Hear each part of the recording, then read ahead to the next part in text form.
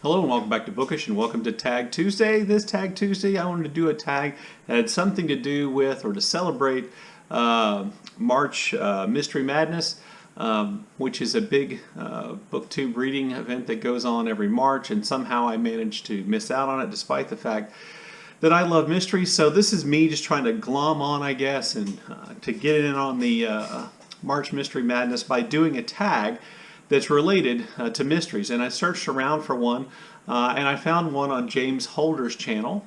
It's called the Miss Marple Tag, in which he takes the titles of Miss Marple novels written by Agatha Christie, Miss Marple being one of her famous detectives. He takes the titles of Miss Marple novels and then he makes prompts based on those titles. Now, I have to be honest with you, I've never read a Miss Marple novel. In fact, I've never read an Agatha Christie novel.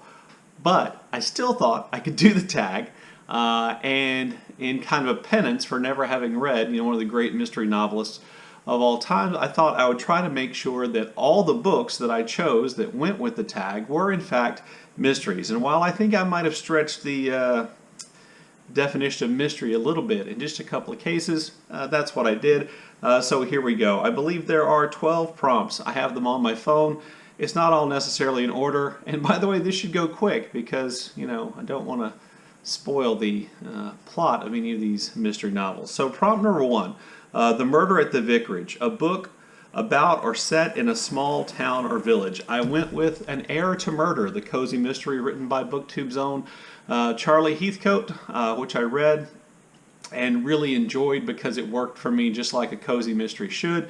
It essentially involves a young woman named Alice Valentine in the small, I want to say Yorkshire village of Partridge Mews, and I thoroughly enjoyed it. The atmospherics of it, the place, the setting, the humor, I enjoyed it a great deal.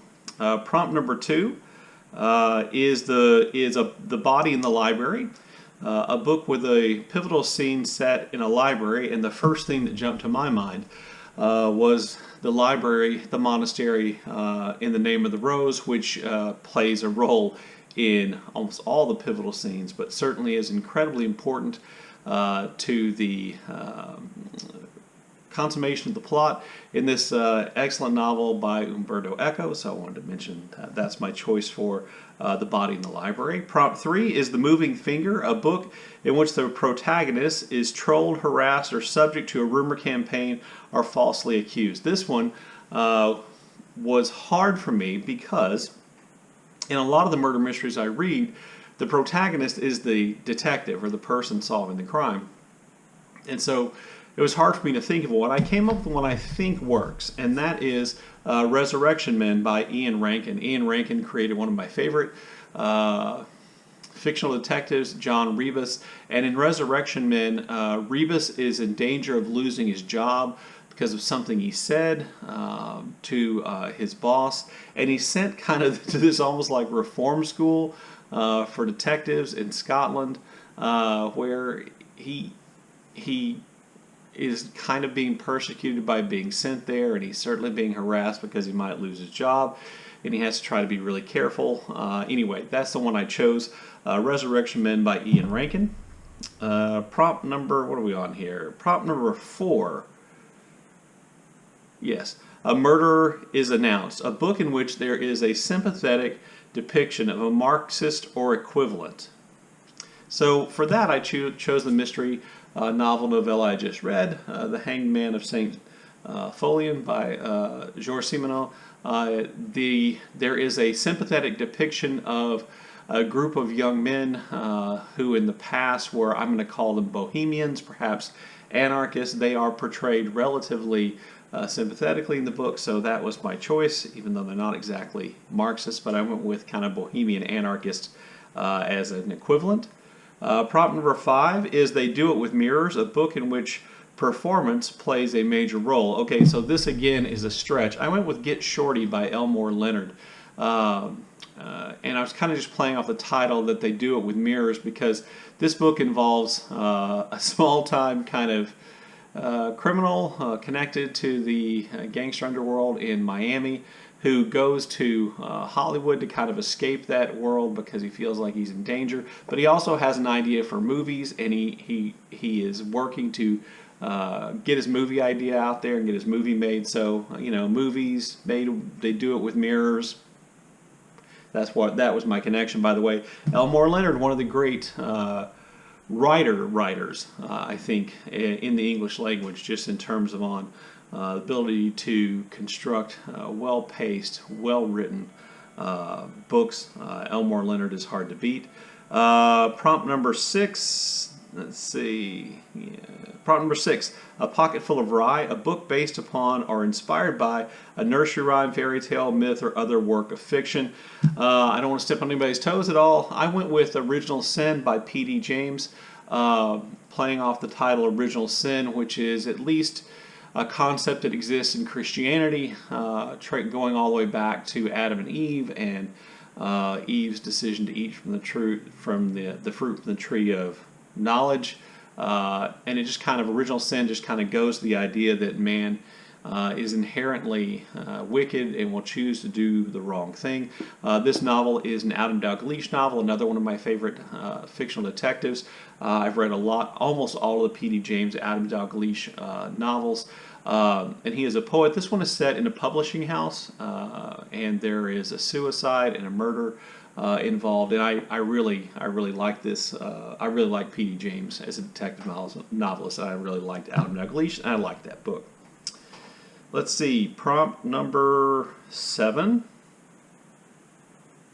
450 from Paddington, a book in which more than 2 suitors pursue the main protagonist. I'm not sure who's the pursuer and who's the pursuee. In The Girl with the Dragon Tattoo, the kind of really Swedish noir detective novelist, social commentary novels, which were popular about, I don't know, a decade and a half ago, written by Stieg Larsson. But the main character in this novel, Michael Blomkvist, wow, having a hard time with pronunciation. I'm just going to say that Michael has sex with pretty much every female character in the book who is sexually available. I'm not sure if they're pursuing him. In one case, yes. In some cases, no. But I believe there are at least 3 women with whom he has sexual relations in that book. So I went with that one. Prompt number 8 is, let's see, The Mirror Cracked from Side to Side, a book about a changing world. I went with Heaven My Home by Attica Locke. This is set in East Texas, relatively near where I grew up, on a really mysterious and fairly creepy lake called Lake Caddo. And the changing world is the world in which the traditional ancestral Native American landowners are being threatened by the encroachment of developments who are trying to buy out and take over their land, and being threatened by white supremacists. This was the second book in the Highway 59 series by Attica Locke. The first is Bluebird, Bluebird. I like them both. Let's see, prompt number 9. This is the real stretch for me in terms of this is a mystery. Prompt number 9 is a Caribbean mystery, and a book about or set in the Caribbean. And so I went with Treasure Island. Now, Treasure Island is widely viewed as kind of a young adult sort of adventure novel with pirates and sailing ships and guns and obviously treasure. But it is also mysterious. Will they find the treasure? Where is the treasure? Who are the good guys? Who are the bad guys? There's the concealment of identity with Long John Silver. Is Ben Gunn crazy, or is he crazy like a fox and hiding something? There's some mystery elements to it. It's definitely set in the Caribbean. By the way, if you haven't seen Andrea, check out Andrea at Infinite Text's new pirate series. You should do that. I'll leave a link down below. Hopefully I'll remember. But I went with this, and I realized it's not strictly speaking a mystery, but when I looked it up to see if I could count it as a mystery, the word mystery appeared in the description that I found online. So I went with that one. Prompt number 10. At Bertram's Hotel, a book about artifice. This isn't a book. I don't have a copy of it. This is a Sherlock Holmes story, an Arthur Conan Doyle story. starring his famous detective Sherlock Holmes, and it's called The Man with the Twisted Lip. And let's just say it involves definite ruse and artifice surrounding the disappearance of a relatively middle-class man and his wife's search for her missing husband. Prompt number 11 is Nemesis, a book featuring a quest. And for that, I just went with the classic, The Maltese Falcon by Dashiell Hammett. The Humphrey Bogart movie of the same title is one of my absolute favorite black and white movies, one of the movies I watch almost every time that it comes on. And if you don't know, and I won't try to spoil anything for you, they are searching for, in fact, this black bird figurine known as the Maltese Falcon, and many of the characters are on a quest to find that because they believe it to be incredibly valuable. And then prompt number 12, a book in which the past haunts the present. And so I went with Faceless Killers by Henning Mankell. This is my first Henning Mankell novel. It involves, and I believe it's the first Kurt Wallander novel. Kurt Wallander is the Swedish detective who figures in these as the main detective in these novels. This novel begins with the murder of an old farmer and his wife in rural Sweden. That leads to an unwinding about the past of the old farmer and how that affects, and then spins out kind of into all kinds of things involving changing demographics in Sweden. And I really love the Kurt Wallander mysteries starring Kenneth Branagh, which appeared on PBS.